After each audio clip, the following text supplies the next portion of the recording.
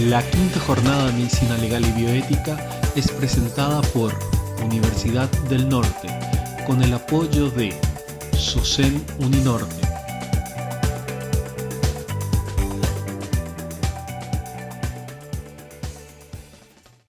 Muy buenas noches, sean bienvenidos a esta tercera y última noche de la quinta jornada de Medicina Legal y Bioética. El día de hoy nos acompaña la magíster Claudia Sanabria, directora de Género del Ministerio de Salud Pública y Bienestar Social. También la doctora Patricia Beiluba, directora general de Programas de Salud, quienes han participado en conjunto con otras instituciones de la redacción de este protocolo de atención integral a víctimas de violencia, el cual está vigente desde el año 2012. De esta manera damos inicio al día de hoy y damos paso al doctor Juan Acosta, jefe de la Cátedra de Medicina Legal y Bioética de la carrera de Medicina de la Universidad del Norte, sede de Asunción, quien nos dará unas palabras de bienvenida al día de hoy. Adelante, doctor. Buenas noches, sean todos bienvenidos a este tercer día de la quinta jornada de Medicina Legal y Bioética. En este día, o en esta oportunidad, estaremos hablando acerca del protocolo de la atención integral, por supuesto, a víctimas de violencia, y nada más y nada menos que de la mano de la directora de género actual, la magíster Claudia Sanabria. En un segundo momento estaremos hablando el rol médico, o el rol del médico realmente en la atención a las víctimas, y quién mejor para ello, una doctora con bastante experiencia en el área, la doctora Patricia Beiluba, que es directora general de programas de salud del Ministerio de Salud Pública y Bienestar Social. Espero que ambos temas sean del agrado de nuestros seguidores, por supuesto. Estas jornadas han sido bastante maratónicas y no podíamos dejar de cerrar justamente sin hablar de este rol del médico por un lado y también del protocolo de atención que muchas veces es desconocido, pero que a partir de hoy ya podrá ser un poco más conocido, ¿no es cierto? Y ya podemos hablar con mayor propiedad posterior a la jornada. Muchas gracias y dejo aquí a las ponentes. De esta manera, para dar inicio a la noche de hoy, estamos con la doctora Claudia Sanabria. Ella es abogada por la Universidad Católica de Asunción, magíster en Derecho de Familia, Niñez y Adolescencia y magíster en Globalización, Desarrollo y Cooperación por la Universidad de Barcelona, experta en políticas sociales de infancia por la Universidad Complutense de Madrid, doctora en Ciencias Jurídicas por la Universidad Iberoamericana, docente de pregrado y posgrado, autora de numerosos textos referentes a políticas públicas de niñez y adolescencia, miembro del comité organizador del Congreso Mundial por los Derechos de la Infancia y la Adolescencia, coordinadora técnica de la Maestría de Derecho de Familia, Niñez y Adolescencia de la Universidad Iberoamericana, colaboradora en la revista Infancias de la Universidad Complutense de Madrid, de la revista Sociedad e Infancia de la Universidad Politécnica de Valencia. Actualmente se desempeña como directora de género del Ministerio de Salud Pública y Bienestar Social. Ella estará hablándonos sobre el protocolo de atención integral a víctimas de violencia desde un enfoque de la detección y atención integral a mujeres, niños y niñas, adolescentes víctimas de abuso sexual y violencia basada en género. Adelante, doctora, un gran honor poder contar con su presencia en esta noche. El auditorio es todo suyo. Bueno, muy buenas tardes. Es un gusto compartir este espacio con todos los participantes, sobre todo profesionales de salud de distintas disciplinas que están abocados a la atención integral en los servicios de salud, ya sean públicos o privados, que hoy están aumentando sus conocimientos porque participan de algún programa educativo, académico de la Universidad Uninorte. Y creo que es un espacio propicio para analizar juntos y conocer de qué manera se realiza la detección y la atención integral a mujeres, niños, niñas y adolescentes víctimas de abuso sexual y también víctimas de otras formas de violencia basada en género. Creo que en este espacio, en este congreso, han disertado distintos colegas de distintas disciplinas en donde nos muestran qué intervención debe tener cada una de las disciplinas y a la vez cómo esas disciplinas deben encontrarse para poder brindar realmente una integralidad en el servicio. Eso también vamos a verlo hoy con más énfasis. Desde mi perspectiva, me presento, en mi caso estoy representando también a la Dirección de Género del Ministerio de Salud Pública y Bienestar Social, y en este caso van a ver que la presentación que les hago es sobre el protocolo de atención que el Ministerio de Salud ha generado ya hace muchos años para contar con unos pasos muy concretos, con pasos sistemáticos que el profesional de salud debe seguir cuando detecta una situación de violencia. Entonces, en ese sentido, la perspectiva que les voy a presentar es desde el rol del profesional de salud, ese profesional que está en el Sistema Nacional de Salud. Y ahí es importante ya hacer una primera distinción y una precisión sumamente relevante para asumir responsabilidades, pero también para conocer nuestros derechos y obligaciones, en donde todo profesional que trabaje en los servicios públicos, ya sea de la red de servicios del sistema del Ministerio de Salud o en los hospitales, servicios, establecimientos privados, o ya sea de la sanidad, del ámbito militar, del ámbito policial, están igualmente obligados por ley a denunciar, a comunicar, si se quiere, esos hechos de violencia que llegan a su conocimiento justamente en la consulta. Así que veamos, para empezar, si hablamos de un protocolo, tenemos que saber de qué se trata. ¿Qué es un protocolo? Y ustedes saben, porque son profesionales de salud y están permanentemente trabajando con ellos, y los protocolos son conjuntos de procedimientos específicos sobre una temática en donde se establece un plan de trabajo.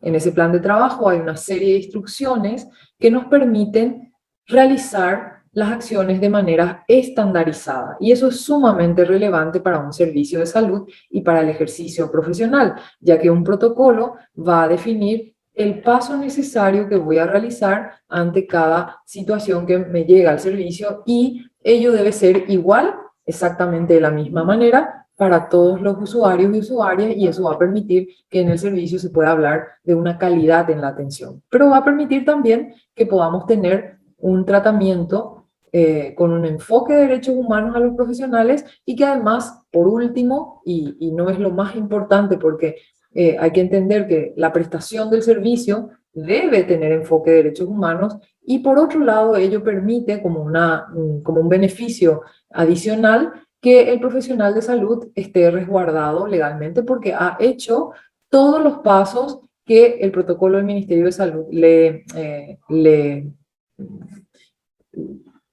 obliga también en relación al marco legal del país. No es una cuestión de antojo ni subjetiva, sino que todos los protocolos que tiene el Ministerio de Salud son protocolos que están perfectamente alineados al marco legal. En el país tenemos normativa suficiente para respaldar todo el proceso de atención a la salud, y específicamente si hablamos de violencia, tenemos que recordar la vigencia de la Ley 5777 del año 2016 de protección integral a la mujer contra toda forma de violencia, que es una normativa relativamente nueva y que introduce para el trabajo en las políticas públicas todas las formas de violencia que pueden darse contra la mujer, y además establece ciertos tipos que tienen sanciones, pero además una novedad que viene a aportar esa ley es que en el decreto reglamentario establece que los profesionales de salud son responsables de denunciar o de comunicar la violencia contra la mujer, al igual que comunicamos cualquier forma de violencia que llegue a nuestro conocimiento y que, cuya víctima sea un niño, niña o adolescente. La ley también que nos respalda en este sentido, aparte de todo el amplio marco legal, la Constitución, los convenios, las leyes nacionales, hay leyes específicas como la 6.202 del año 2018, que es una ley también nueva que establece el proceso de prevención y de atención a niños, niñas y adolescentes víctimas de abuso sexual, y por tanto en esa ley se establece la detección en el ámbito de salud, quiénes deben intervenir, cómo realizar el registro y el seguimiento. Van a ver que esta ley, la 6.202, habla de la prevención del abuso, y ahí el profesional de salud tiene un capítulo importante, porque el profesional de salud debe aprovechar cualquier contacto con la familia, con las familias, con las personas, para promover y prevenir las situaciones de abuso sexual. Ese es uno de los mandatos que trae esta ley, y el otro es el de brindar atención integral a toda víctima de abuso sexual. Pero es interesante también mirar que esta ley establece e introduce un nuevo concepto de abuso sexual, diciendo que es todo acto que tenga un comportamiento de tipo sexual y que se ejerza hacia un niño, niña o adolescente, ya sea utilizando la fuerza, ya sea ejerciendo cualquier forma de coerción física, psicológica o emocional, en donde se aprovechan las condiciones de indefensión de la víctima, indefensión. Y esto implica que en toda situación de violencia hay siempre una desigualdad de fuerzas. Y eso también pasa en la violencia contra la mujer. No siempre hay violencia física. No hace falta que alguien me ponga un revólver en la cabeza, una pistola, para pedirme que haga algo a cambio de no lesionar mi cuerpo, ¿verdad? A veces esa violencia se da de manera tan sistemática, ¿verdad? Por ejemplo, contra la persona en su dimensión emocional. Puede ser que alguien a quien yo quiero mucho empiece a violentarme y lo haga de manera progresiva, envolviéndome en esa situación, aprovechando mi dependencia emocional. O también puede ser psicológica. Entonces, ahí ustedes pueden ver que siempre en el abuso sexual, en toda situación de maltrato y también en la violencia, hay formas de sometimiento o de uso de poder. Y no siempre tiene que ser física.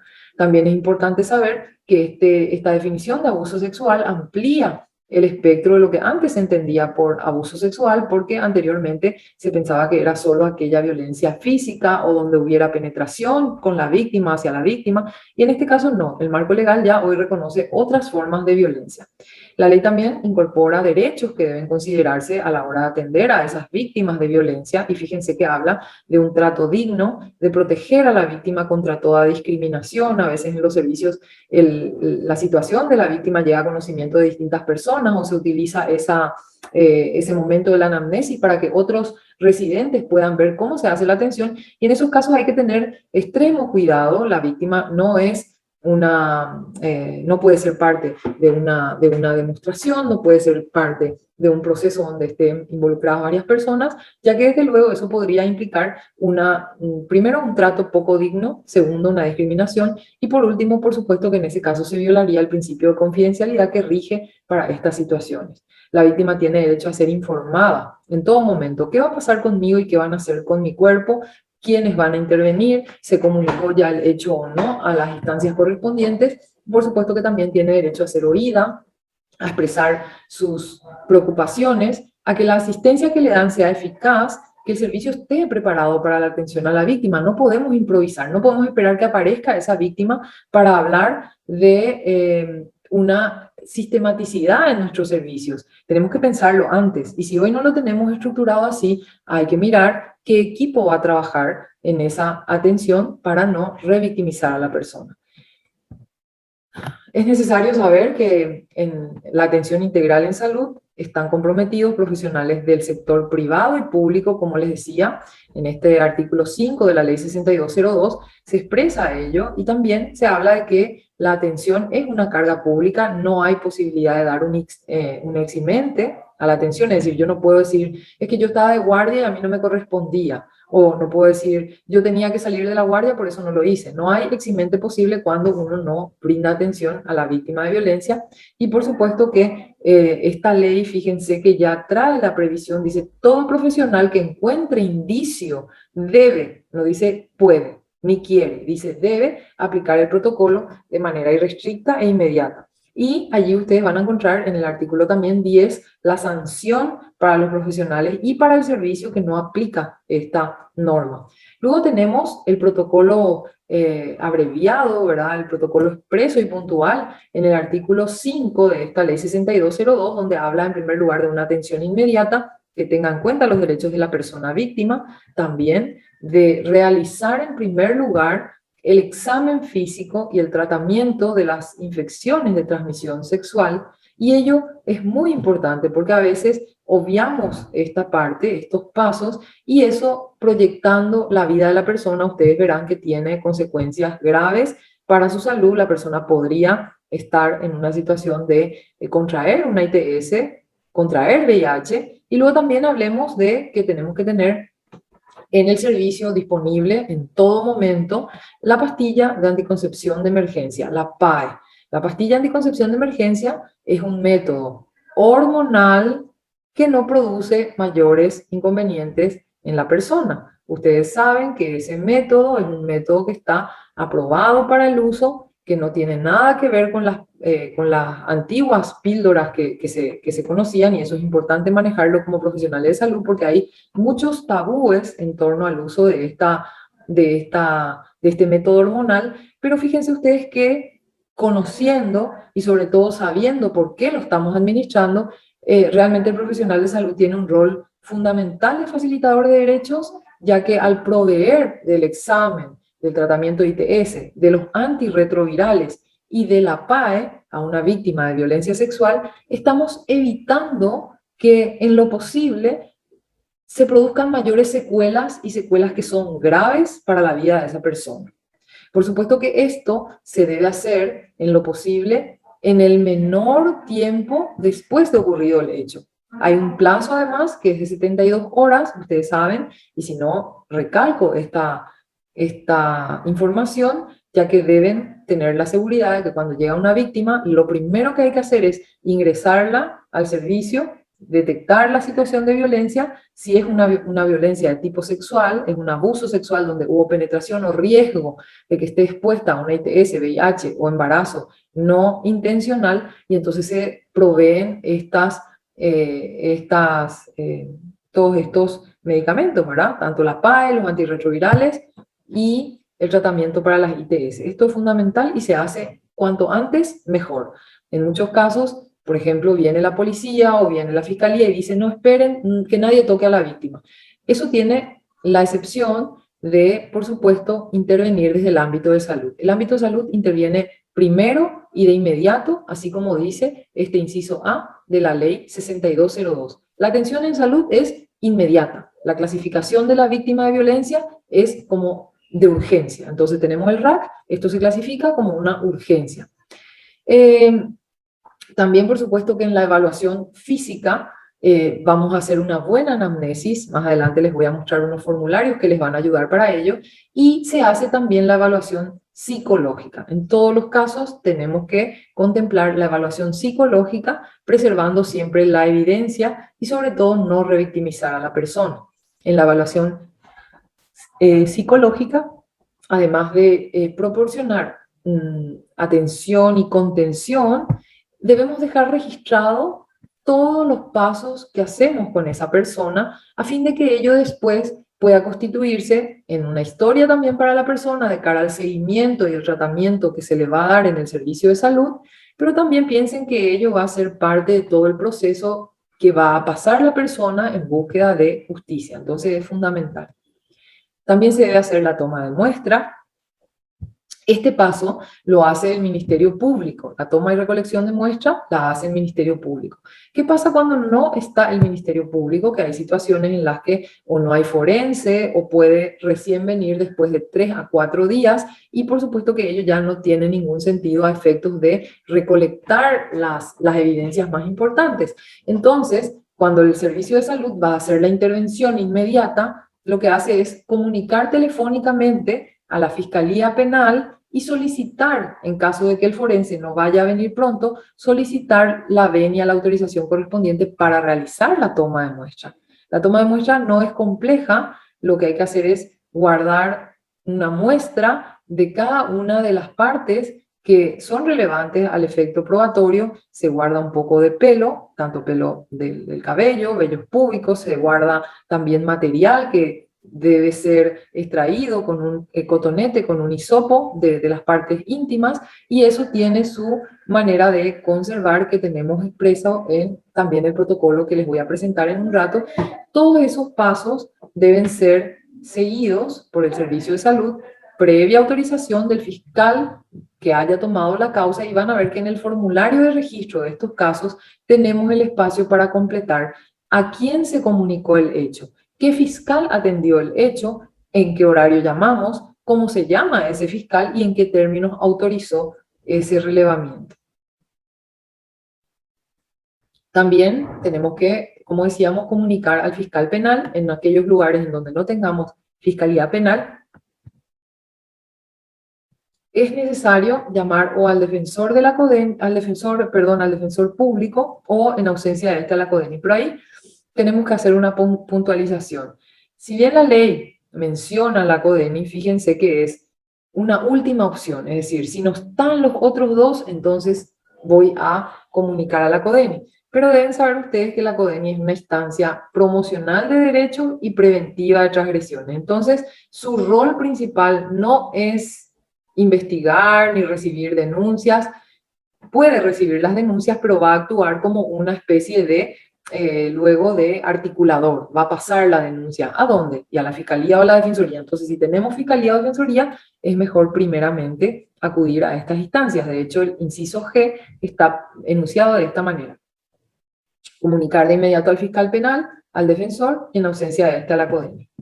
También verán que en el artículo 7 se habla de la obligación de denunciar. El que tuviera conocimiento de una conducta o indicio de abuso sexual está obligado a denunciar dentro de las 48 horas. Ahí nos pone el plazo dentro del cual, si recibí el hecho en el servicio de salud, debo hacer llegar la comunicación inmediatamente a la fiscalía. Y hay una sanción por esa omisión. Estas que ven aquí son las normas que tenemos en el Ministerio de Salud. El ente rector aprobó estas normas. No son todas las normas del Ministerio de Salud, por supuesto, son algunas. Por ejemplo, hablando de adolescencia, el Plan Nacional de Adolescente, la norma técnica de atención a adolescentes. Ven aquí la guía de derechos de la niñez y la adolescencia, que nos plantea casos típicos que se suelen dar en los servicios y cómo resolver esos casos. También la libreta de salud del adolescente y el manual de violencia intrafamiliar y de género, que es del que vamos a hablar más detalladamente porque tiene que ver directamente con la atención y con la detección de los casos. Este manual es un manual que está vigente desde el año 2012 para todo el sistema de salud, para servicios públicos y privados, por cierto, vuelvo a reiterar, servicios públicos y privados, no solo públicos, y se dirige a todos los profesionales de salud, no solo a los médicos. Entonces, este sería el protocolo que establece los pasos a seguir en caso de detectar una víctima. Y ahí ustedes ya pueden ver el flujograma de atención. El flujograma es tanto para mujeres como para niños, niñas y adolescentes, pero si hubiera también un hombre víctima de violencia, por supuesto que también este flujograma entraría a regir, ¿verdad? Ustedes saben que por estadísticas hoy en día hay mayor número, ampliamente un mayor porcentaje de mujeres que son víctimas de violencia. Sin embargo, los hombres también pueden serlo. Entonces, si llega al servicio un hombre que estuvo en situación de violencia, este es el protocolo que se puede aplicar. Bien, entonces, todo profesional que trabaja en un servicio de salud, que ven aquí, ahí empieza el flujograma, detecta el caso, le brinda asistencia, y esa asistencia debe tener un componente médico, la detección, profilaxis de ITS, VIH, la toma de muestra, la prevención del embarazo no intencional, entregando por supuesto estos métodos hormonales, y la intervención de otras disciplinas como psicología, trabajo social, asesoría jurídica. Pero ello debemos coordinar antes de que llegue la víctima, a fin de que no sea simplemente una atención en donde la víctima va pasando de un profesional a otro, sino que tenemos que estar coordinados y tenemos que hablar de qué manera vamos a implementar el protocolo en nuestro servicio en particular para no revictimizar a la persona. También se completa el formulario, que les voy a mostrar gráficamente cómo se ve dentro de un rato. El formulario es un registro obligatorio de esas situaciones y trae un apartado para caracterizar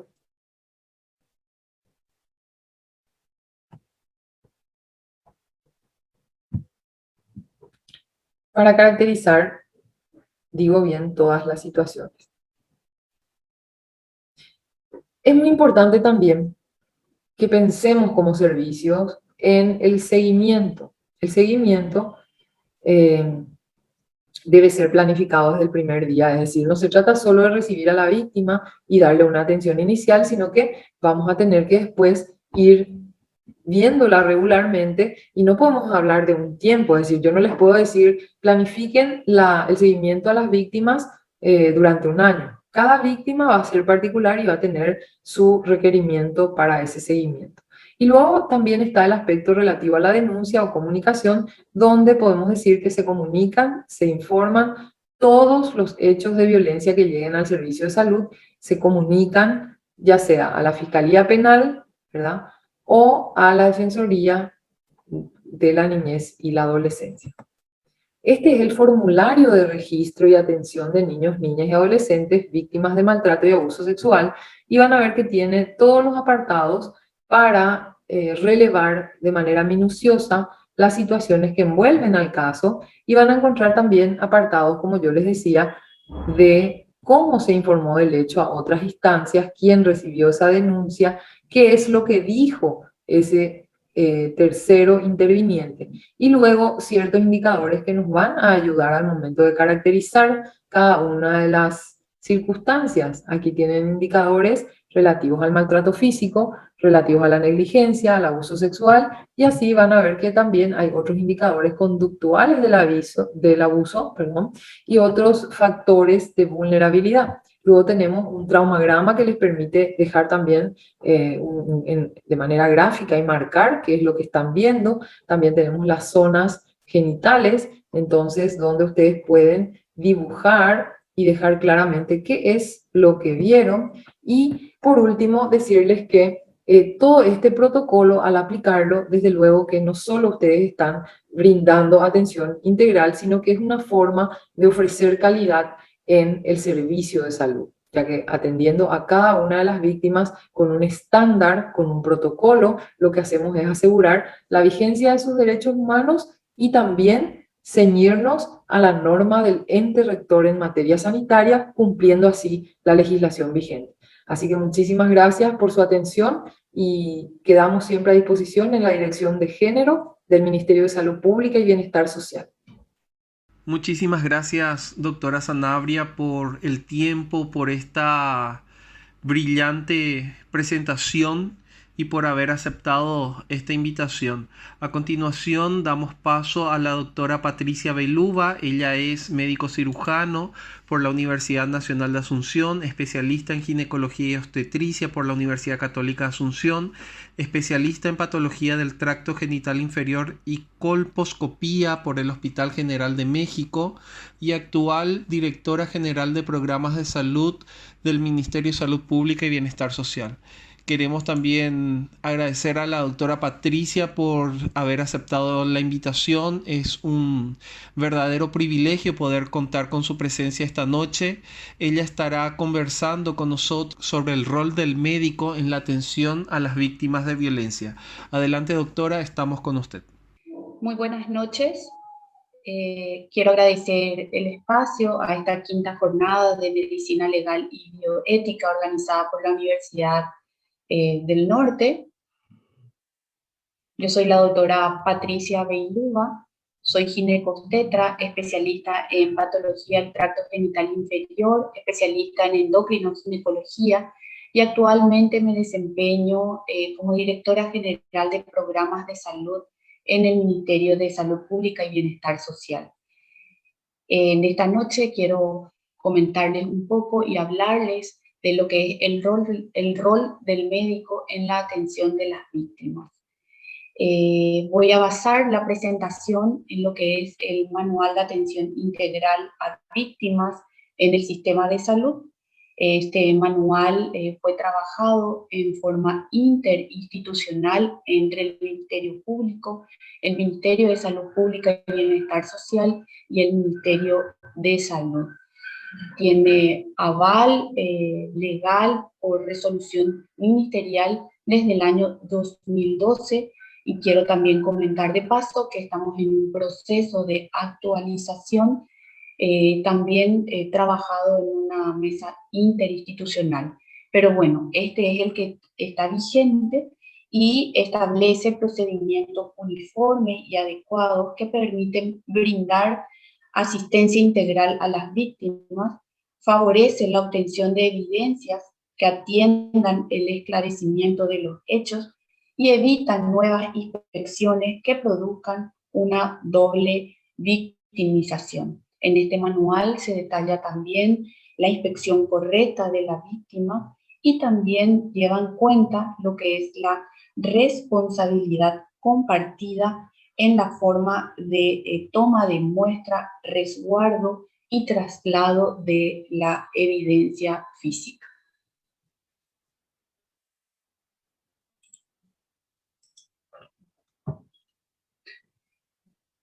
Para entender un poquito, quiero que nos adentremos en tener en cuenta que la violación es siempre un abuso sexual. Sin embargo, el abuso sexual no siempre es una violación. Abuso sexual es el ejercicio abusivo de poder para satisfacción sexual de quien lo ejerce. Y la violación es la imposición del coito o penetración sin el consentimiento, realizado por medios violentos, usando fuerza física o incluso moral. La mayoría de los casos de abuso sexual no dejan signos físicos e incluye distintos tipos de acercamiento sexual inadecuados. Y aquí podemos contemplar el manoseo, el exhibicionismo, el sexo bucofaríngeo, ¿verdad? Entonces, dentro del sistema de salud, lo más importante y fundamental es el abordaje multidisciplinario dentro de la atención a la víctima. Tenemos que tener muy en cuenta que si las víctimas no vienen remitidas por instituciones de justicia o protección, el personal de salud que brinda esta atención debe activar las rutas de atención integral e intersectorial del municipio o de la localidad donde se atiende a la víctima. Asimismo, también no debe escatimar en garantizar que las víctimas de violencia no sean nuevamente vulneradas durante el proceso de la atención. Es sumamente importante que dentro de la atención inmediata se pueda identificar situaciones que ponen en riesgo a la víctima, situaciones como, por ejemplo, hemorragias, traumatismo cráneoencefálico, fracturas. Siempre se debe dar una atención inmediata a la urgencia y después proceder al examen, anamnesis, interrogatorio, etcétera, que se debe ir realizando dentro del proceso de atención.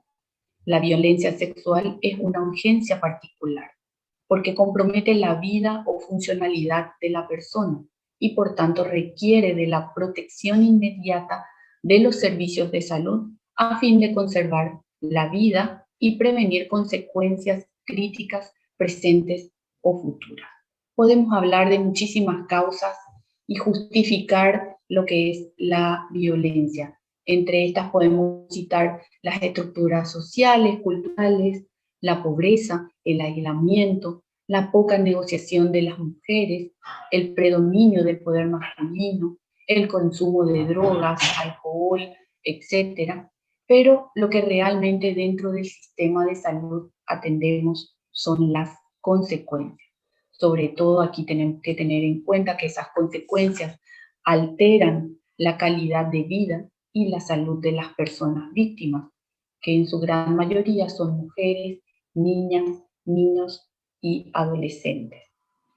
Entonces, estas violencias, estas diferentes formas de violencia que van conociendo en el transcurso de las diferentes presentaciones que se vienen haciendo, ¿verdad? Pueden tener efectos mortales como homicidios, suicidios, mortalidades maternas, efectos relacionados con el SIDA, y así también pueden tener efectos no mortales y que dan afectación a la salud física, trastornos o enfermedades crónicas, afectaciones por sobre todo a la salud mental de las personas, afectación a su salud sexual reproductiva, como por ejemplo embarazos no deseados, infecciones de transmisión sexual, abortos provocados, infecciones de otro tipo. Así también podemos ver comportamientos negativos para la salud, como inicio de tabaquismo, drogadicción, consumo de medicamentos controlados y otras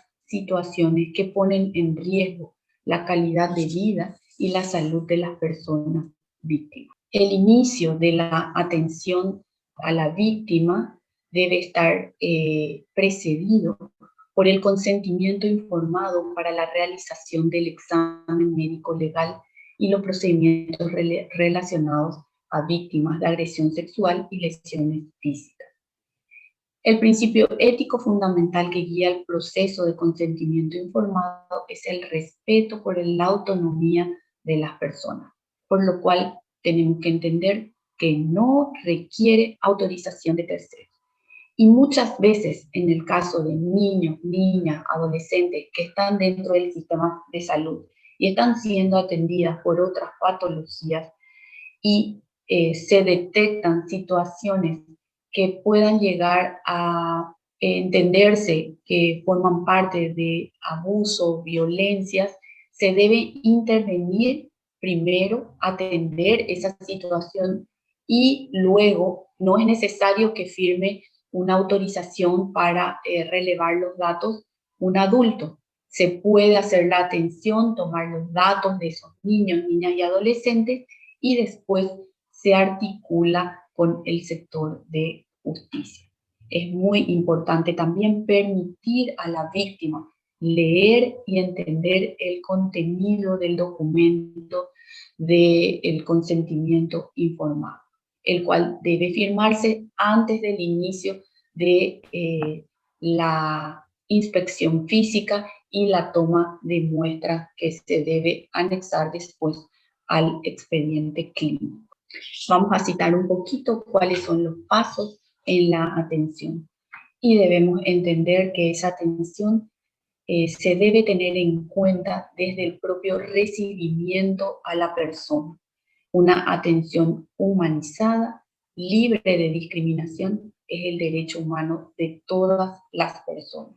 Debemos promover la contención, la información, la orientación adecuada y el soporte emocional, de manera a fortalecer la interacción del equipo de salud con las personas víctimas de violencia, en una forma respetuosa de los derechos humanos, de la ética profesional y libre de toda discriminación. Esto debe ser la norma dentro del inicio en la atención a los pacientes víctimas.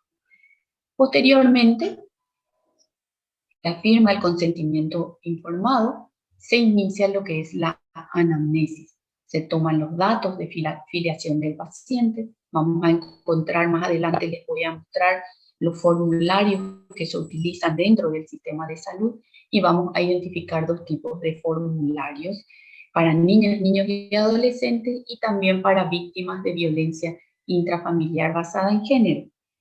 Y en todo momento se notan cómo van llenando puntos diferentes de acuerdo a la situación. El examen físico debe ser completo, sin embargo, la evaluación de riesgo que pueda implicar riesgo de vida del paciente deben ser atendidos con premura e inmediatamente una vez que ingresan dentro del servicio de salud, en cualquiera de los niveles de atención. Es sumamente importante el llenado correcto y completo de todos los documentos y formularios. Y los datos que se deben registrar son los referidos por el paciente y o por el acompañante. Asimismo, la toma de muestra debe ser acorde al protocolo que está estipulado en la Fiscalía y que deben conocer también determinados profesionales de atención para poder brindar y hacer la toma de muestra correcta y evitar la revictimización con nuevas inspecciones. También dentro del sistema debemos brindar lo que se llama protección o profilaxis para las infecciones de transmisión sexual, el VIH y prevención del embarazo. Asimismo, la valoración psicológica y una atención a la salud mental de la víctima e incluso de sus familias es sumamente importante.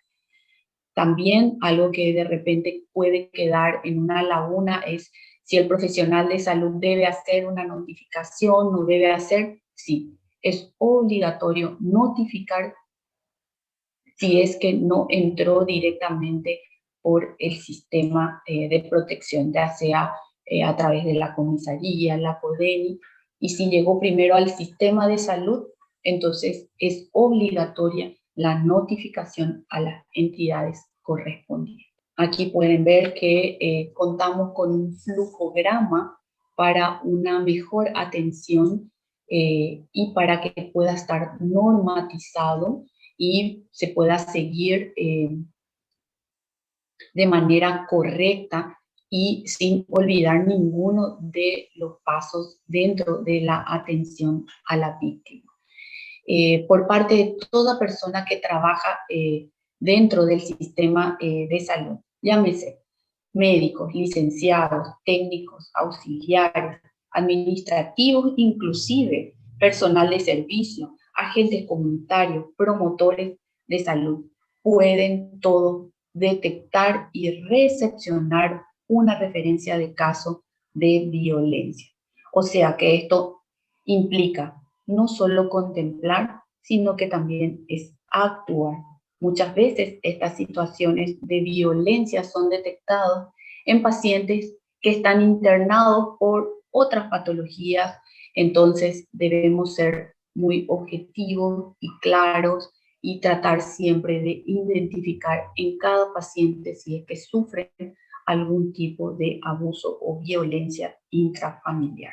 Seguidamente de la detección de los casos, que bien puede ser que vienen a consultar directamente por situaciones de abuso o violencia, o pueden ser situaciones de pacientes que ya están internados por otras causas.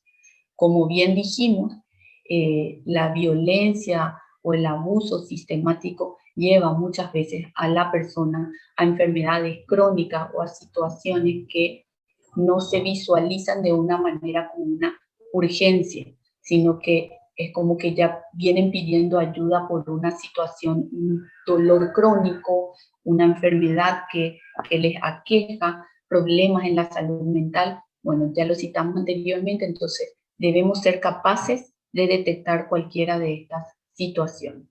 Seguidamente se debe la asistencia correcta, que es entendida como el procedimiento desde la recepción, la detección, la atención y la derivación correspondiente al caso, ya que debe ser integral, bio, psico, social y jurídico.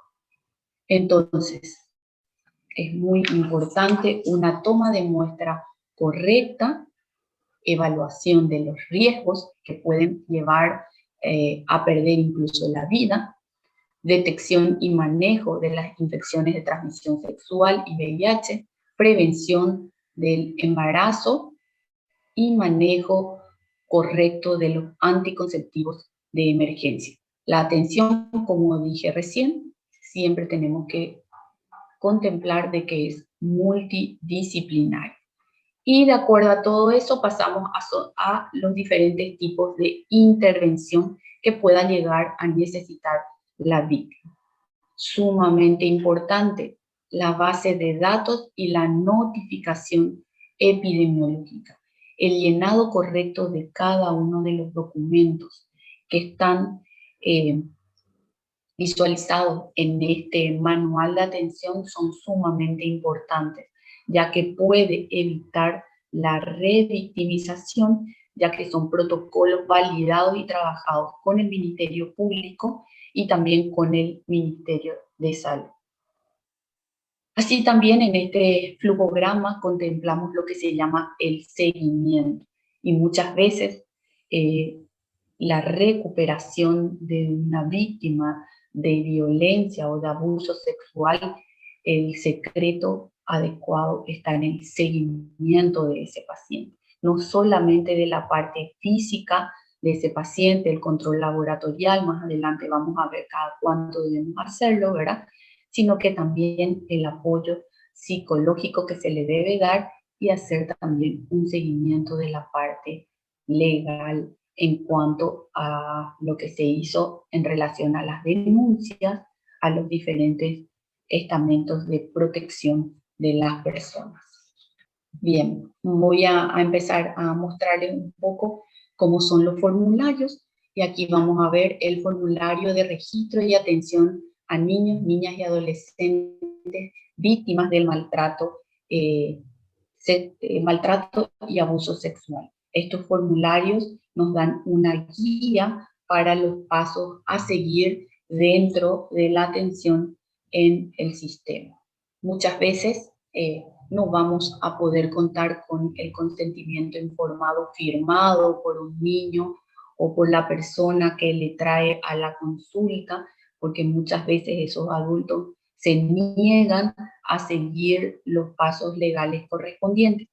Otras veces van a ser niños, adolescentes que están internados por otras situaciones o vienen a la consulta ambulatoria y es ahí donde nosotros tenemos que ser muy cautos y siempre tener en cuenta que puede ser víctima de maltrato o de abuso. Entonces estamos viendo que los datos de filiación son sumamente importantes y acá en este tipo de formulario, como es de niños, niñas, adolescentes, lo que tenemos que tener en cuenta es la impresión digital porque muchas veces ellos no firman, ¿verdad? Y tener en cuenta otros datos como el lugar donde vive, la localidad, el departamento, si está escolarizado, en qué grado está, ¿verdad? Con quién vive. Y también llenar muy correctamente los datos de los padres o de los tutores, así como de los acompañantes, o el acompañante o la acompañante que le lleva a la consulta, que muchas veces pueden ser un familiar, la tía, la abuela o la vecina.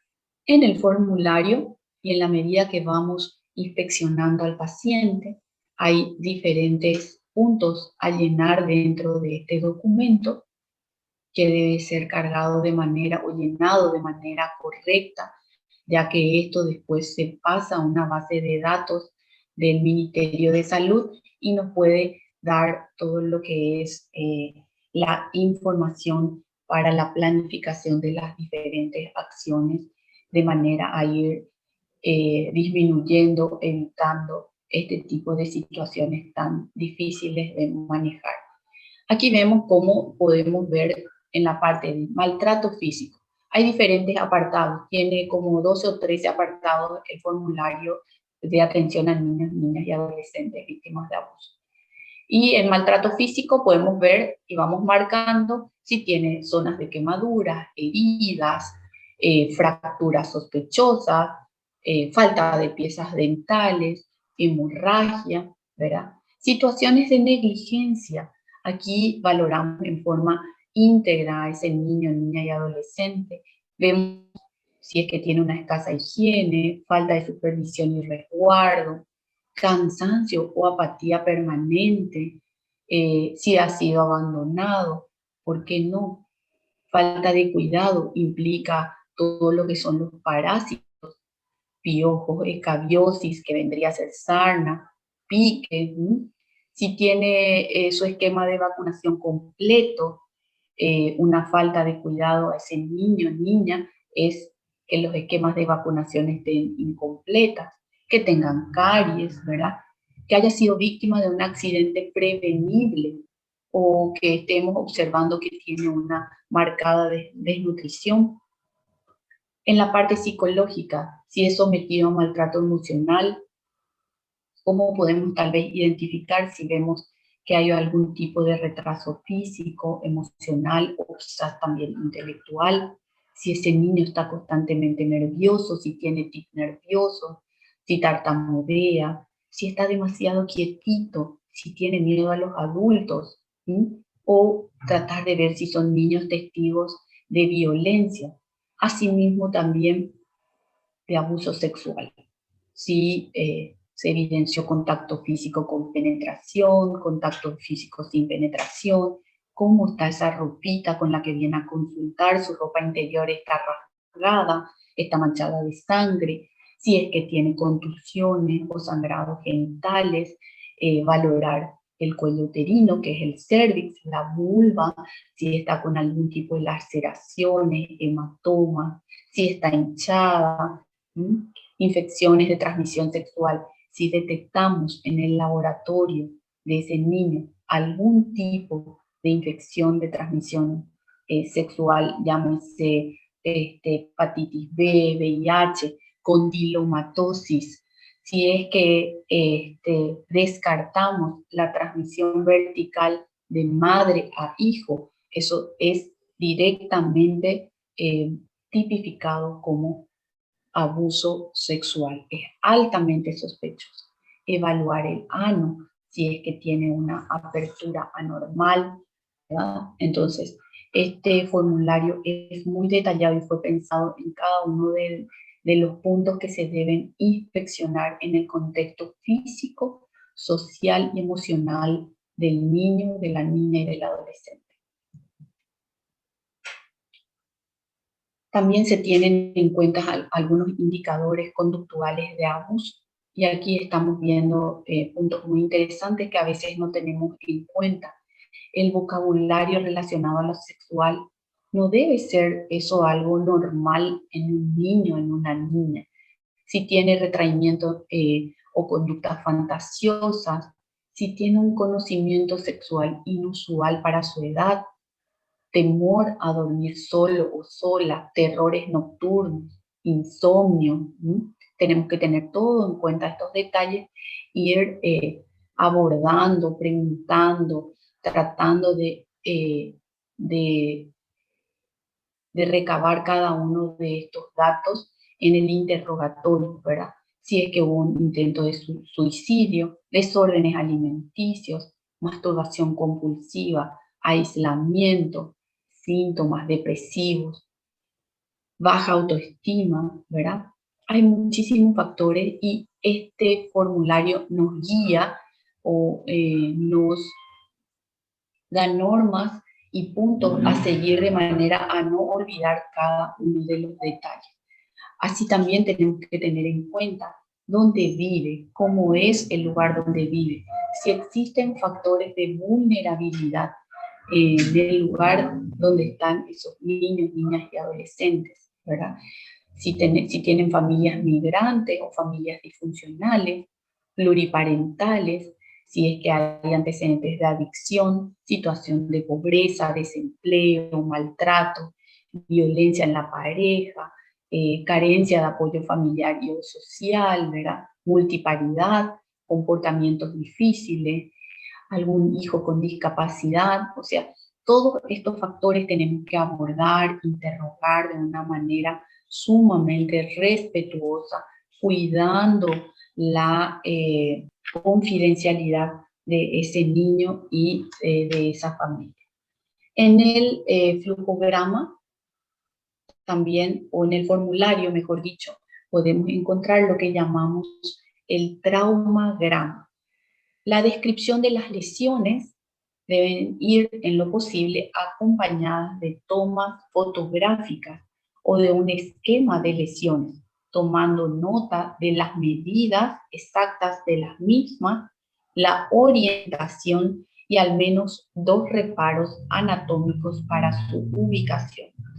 Como dije, es sumamente importante mantener la confidencialidad y que el uso de esas fotografías son netamente para investigación y están prohibidas su difusión. Entonces, en este traumagrama tenemos que anotar el tiempo de transcurrido del incidente y ir marcando y detallando cada una de las lesiones o afectaciones que vamos encontrando en la inspección física del niño, niña y adolescente, que debe ser completa, desde la cabeza hasta los pies. íntegra. No debemos olvidar inspeccionar incluso las uñas. En la parte zona anogenital, ¿verdad? Es sumamente importante identificar cualquier tipo de lesión vulvovaginal que pudiéramos encontrar en la zona perineal. Asimismo, también, incluso si es necesario, se debe hacer una inspección vaginal y del cuello uterino. Para ello debemos contar con instrumentos necesarios para inspeccionar a niños, espéculos virginales, por ejemplo.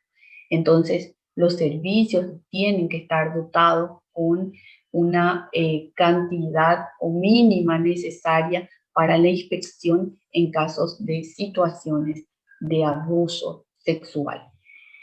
Inspección perianal, observar la apertura del ano si no es normal, ¿verdad? Observar si hay laceraciones, escoriaciones, hematomas, sangrado, ¿verdad? Etcétera. Y la zona del pene, en el caso de un niño, evaluar todo lo que es el pene, el glande, ¿verdad? Y la zona del escroto, donde pudiéramos observar algún tipo de lesión que debe ser sumamente detallada con minuciosidad para que pueda ser útil en los procesos legales y evitar una nueva inspección y de esta manera evitar la revictimización, que es una situación sumamente dura y difícil de manejar. Muy bien. Como les dije, el formulario de niñas, niños y adolescentes consta de 5 páginas y más o menos 13 apartados, ¿verdad? Que deben ser llenados correctamente, resguardando, y voy a volver a decir, la confidencialidad de los datos. Asimismo, también en este formulario se contemplan otro tipo de estudios, no solamente la toma de muestra correcta y el abordaje del tratamiento, sí, sino que también otro tipo de estudios como radiografía, ecografía, tomografía, incluso hasta una resonancia magnética de acuerdo a la severidad de las lesiones. Los exámenes para el diagnóstico deben ser realizados lo antes posible. Lo ideal es hasta 72 horas de haber ocurrido el hecho, para la recolección del material de estudio forense y también poder brindarle lo que es la anticoncepción de emergencia. No debemos olvidar que en cada una de las muestras deben estar perfectamente rotuladas de manera a evitar la confusión con otras muestras, y asimismo también no se debe dejar de colocar la fecha y la hora en que se realizó cada procedimiento. Bien, a continuación les voy a mostrar lo que es el formulario de registro y atención a víctimas de violencia intrafamiliar y basada en el género. No voy a detallar tanto porque también es un formulario un poco largo que consta también de 5 páginas, pero esto es para darles así una diferencia, que tenemos 2 tipos de formularios dentro del sistema de atención a víctimas. Y aquí se pueden ver, se puede notar que este formulario ya tiene una parte diferente en lo que es el llenado de los datos de filiación del paciente. En el del niño necesitábamos la huella digital, sin embargo aquí vemos que ya no es necesario, ¿verdad? Y los datos pueden ser proveídos directamente por la víctima y en caso de que ella desee o permita de un acompañante que esté acudiendo con ella, ¿verdad? O él. Esto también puede ser también llenado, hay varones también que sufren violencia intrafamiliar. Pero, como bien sabemos, la gran mayoría de los casos se da en mujeres y son los que más se registran. Las mujeres son las que más acuden en el caso de situaciones de violencia. Bien, ambos formularios de registro y atención a víctimas de violencia permiten relevar información adicional, unificar y garantizar los registros de atención proporcionados dentro de las instituciones de salud en los diferentes niveles de atención, según la complejidad. Estos formularios constituyen un instrumento de diagnóstico de las víctimas.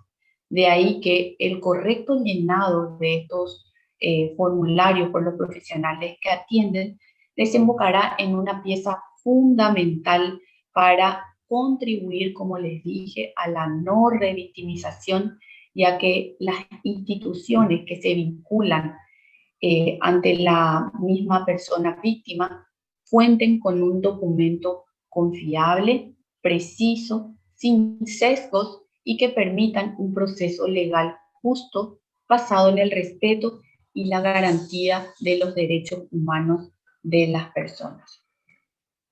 Entonces, es sumamente importante la utilización correcta de estos formularios para evitar sobre todo la revictimización en nuevas inspecciones a la víctima. Bueno, asimismo también tenemos que brindarle todo lo que es la detección de infecciones de transmisión sexual, y en este caso voy a detallar un poquito cuáles son los estudios que debemos realizar a las víctimas de violencia y abuso sexual. Tenemos que realizarle una serología para sífilis de BDRL, toma endocervical para Gram y cultivo en agar chocolate o Thayer Martin para detectar la bacteria que se llama gonococo, que es de transmisión sexual, prueba para clamidia o un test de ELISA en la misma muestra endocervical, un frotis en fresco para buscar otras parásitos, en este caso la Trichomonas vaginalis, o vaginosis bacteriana, que es producida por la Gardnerella vaginalis, prueba rápida para un tamizaje de VIH, muestras de sangre para buscar anticuerpos y antígenos del virus contra la hepatitis B, y por supuesto búsqueda de espermatozoides en muestra. Y voy a recordar algo que ya dije anteriormente, que en niños, niñas y adolescentes el diagnóstico de alguna infección de transmisión sexual, habiéndose descartado la transmisión perinatal de madre al hijo, es indicativo de abuso sexual. Y cualquiera de estas infecciones que se detecten tenemos que tener sumamente en cuenta, y es altamente sospechosa de que es víctima de abuso sexual. Bien, después de las detecciones, después de la inspección física, la toma de datos, atención a las situaciones de emergencia que pudiera tener esa víctima, se deben tomar entonces las diferentes muestras de estudios laboratoriales y posteriormente hacer un tratamiento profiláctico, siempre. Sin tener en cuenta estos resultados laboratoriales, el abordaje para la profilaxis debe ser obligatoria. Y es así que debemos brindar profilaxis para las infecciones de transmisión sexual, VIH y prevención de embarazo antes de que hayan pasado las 72 horas del evento. Lo ideal es brindar entre 2 horas a 72 horas. Y ahora me voy a enfocar un poquito en lo que es la parte de VIH, porque lo que tenemos que hacer en este caso es una valoración de riesgo. Y según la valoración de riesgo es que vamos a utilizar diferentes esquemas terapéuticos, si fuera de riesgo alto, moderado o riesgo mínimo. Y aquí estamos viendo básicamente que el riesgo alto implica lo que es la recepción, la penetración con eyaculación, o que el preservativo, porque muchas veces muchos agresores usan preservativo, si se rompió el preservativo, ya sea en una penetración vaginal o anal.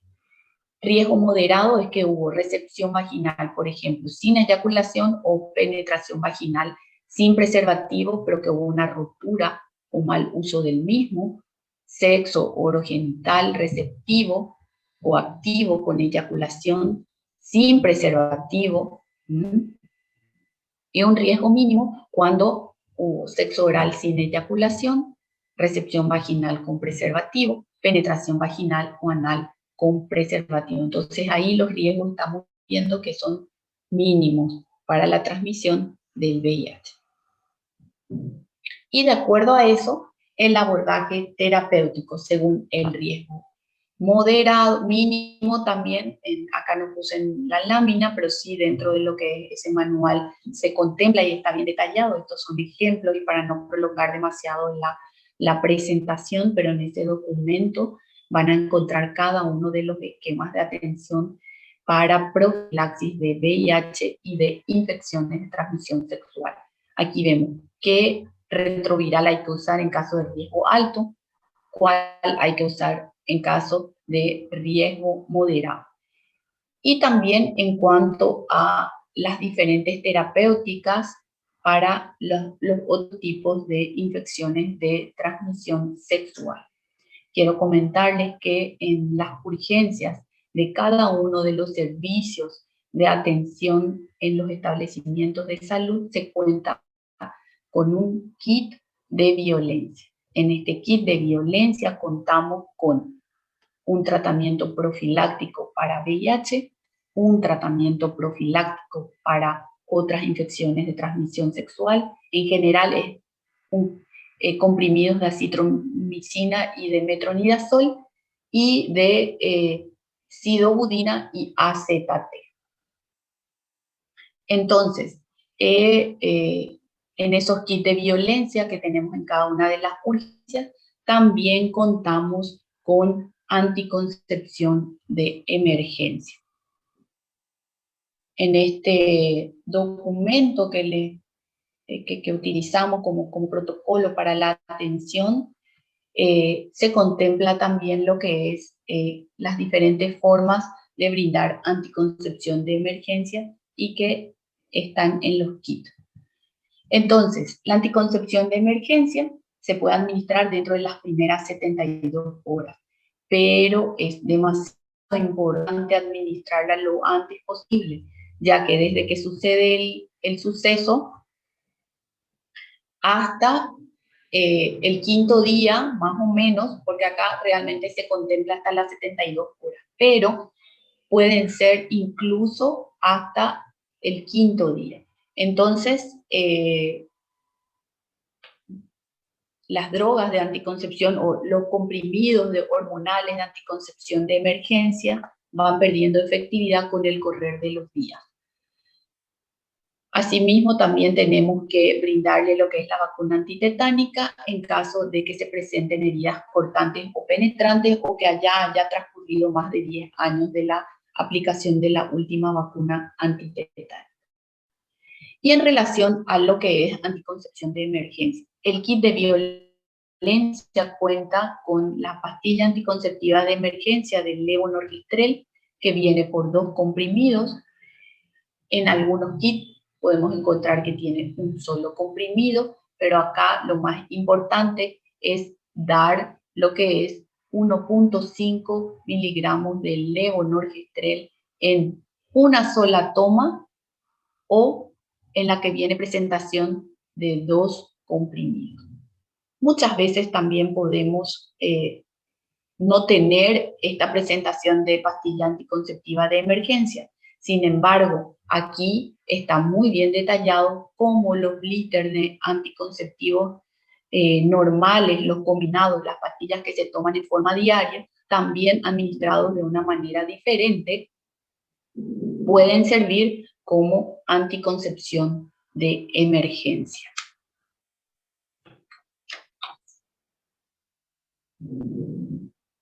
En cuanto a lo que es profilaxis para la hepatitis B, y tenemos que aquí ser muy cautos cuando hacemos el interrogatorio.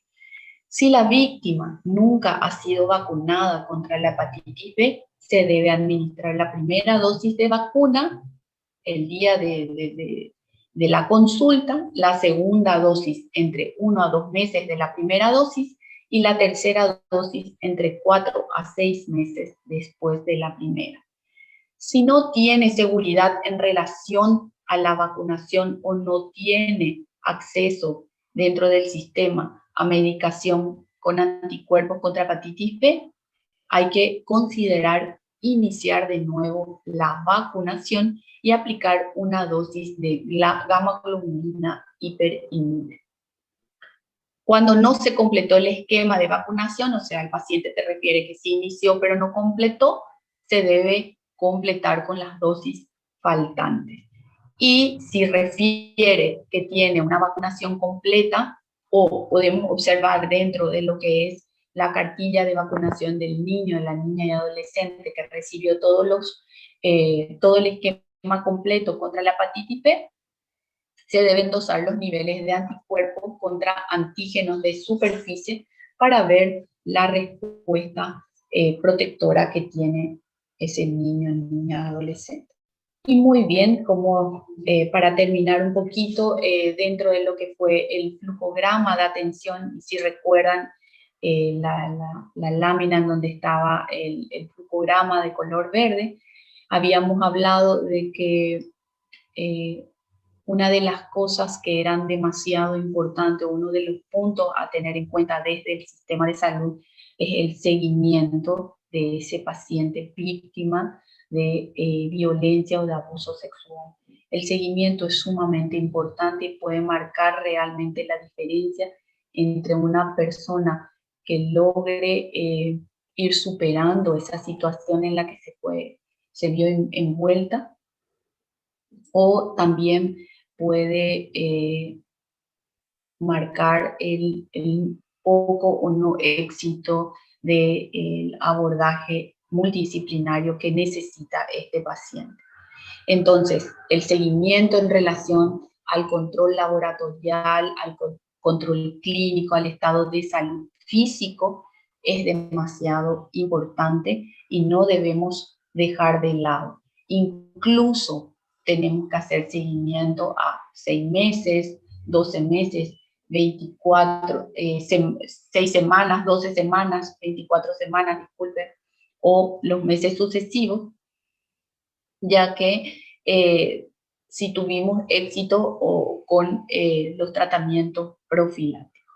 Pero aquí no debemos dejar de lado y tenemos que tener sumamente en cuenta y siempre, ¿verdad?, que la salud mental de esa víctima y el abordaje de su salud mental desde el inicio de la atención con un equipo multidisciplinario puede marcar la diferencia en relación a la recuperación de esa víctima o el deterioro progresivo a consecuencia de esa situación.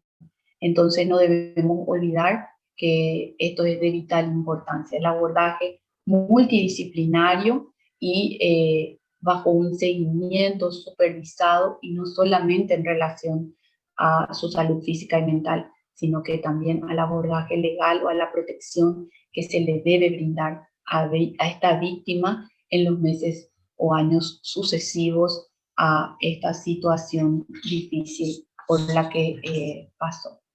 Y bueno, esta fue mi última lámina. Quiero agradecer a la Universidad del Norte por esta oportunidad de llegar a las diferentes personas con el manejo protocolar que tenemos dentro de los establecimientos de salud para el abordaje integral a las víctimas de violencia y abuso sexual. Muchas gracias. Queremos dar un agradecimiento especial a la doctora Patricia, a la magíster Claudia, por su colaboración y el apoyo que han tenido para con nosotros en esta quinta jornada de Medicina Legal y Bioética. Nos han presentado en forma magnífica lo que es el protocolo de atención integral a víctimas de violencia. Han compartido con nosotros también lo que es el rol del médico dentro de la atención a las víctimas de violencia. Esperamos de esta forma que esta jornada haya sido de utilidad para todos los que han podido asistir. Agradecemos también a la Universidad del Norte por el espacio, por el apoyo para cada una de estas ediciones que la venimos realizando ya desde hace 5 años. También a los chicos de la SOSEN Uninorte por el apoyo técnico que nos han brindado durante todos estos días. Y por supuesto a cada uno de ustedes que nos han acogido a lo largo de estos 3 días dentro de sus casas para compartir con nosotros estos temas tan importantes. Hemos tenido una participación masiva, superado nuestras expectativas, por lo cual estamos muy felices. Les recordamos entonces que el link de certificación estará siendo compartido en breve en el chat de YouTube. Y a continuación damos espacios para las palabras finales de esta jornada al doctor Juan Daniel Acosta, quien es jefe de la Cátedra de Medicina Legal y Bioética de la carrera de Medicina de la Universidad del Norte, sede Asunción. Adelante, doctor. Podés explayarte, estamos contigo. Y agradecimiento total prácticamente a todos nuestros seguidores, ¿no es cierto? No es fácil un domingo en este horario, ya un horario donde normalmente dedicamos a la familia o dedicamos a actividades de ocio, ¿no es cierto? Están acompañando, interesados en el tema, sobre todo de violencia, ¿no es cierto? Y más que agradecido por eso con todos ustedes que están desde el otro lado de la pantalla. Por supuesto que agradecemos a nuestros ponentes. Esta quinta jornada de medicina legal y bioética fue llevada a cabo con bastante éxito, como lo venimos haciendo prácticamente desde hace 5 años. Esperemos que en otras oportunidades también podamos tener esta cantidad de seguidores que pudimos obtener en estos días. Sabemos que los temas generalmente que abordamos en medicina legal y bioética son temas bastante actuales, por un lado, interesantes, no solamente para el profesional médico, futuro médico, sino también para las otras ramas de la medicina, en este caso, por supuesto, ahora la medicina legal, y también otras como el área de la psicología, por supuesto, enfermería, y por supuesto también una rama bastante importante hoy por hoy, la rama del derecho. Entonces, no queda más que agradecer y nuevamente estaremos avisando o informando, por supuesto, por los respectivos medios acerca de las certificaciones. Queremos que nos tengan un poco de paciencia. Básicamente tardará un poquitito porque no pensábamos contar con tanta cantidad de seguidores y eso hace que se retrase el trabajo, pero estamos bastante airosos. Pudimos lograr el objetivo, que justamente fue el de tratar de incorporar conceptos distintos a lo que escuchamos muchas veces en los medios de comunicación y cuál sería el actuar, ¿no es cierto?, actuar del derecho, el actuar del médico, por supuesto, en lo relacionado con la violencia, por supuesto. Les recordamos de esta forma a todos que se suscriban al canal de YouTube, que activen las notificaciones con la campanita, estarán siendo informados siempre de todo el contenido actualizado, interesante que tiene la SOCEN Uninorte. Les agradecemos una vez más, chicos, gracias por el apoyo técnico que nos han brindado. Como la participación ha sido bastante importante, ya como lo ha mencionado el doctor Acosta, les pedimos que tengan un poco de paciencia con los certificados. Vamos a procesarlos lo más rápido posible. La forma de acceder a los mismos y de cuándo serán emitidos serán comunicados a través de las redes sociales de la SOCEN Uninorte, así que pueden seguirlos a través del Instagram, a través del Facebook también, como SOCEN Uninorte, y estén atentos también al correo que les estará llegando allí un informe cuando estemos emitiendo los certificados. Una vez más a todos, muchísimas gracias por la acogida. Estamos muy contentos de cerrar de esta forma esta quinta jornada de medicina legal y bioética, la cual ha sido un éxito rotundo para nosotros. Y los esperamos el próximo año durante la sexta jornada de medicina legal y bioética con nuevos temas que estaremos abordando tanto en la formación de los profesionales de salud como de otras profesiones, siempre referente al ámbito médico-jurídico y a bioética. De esta forma concluimos una vez más. Muchas gracias a todos. Hasta una siguiente oportunidad.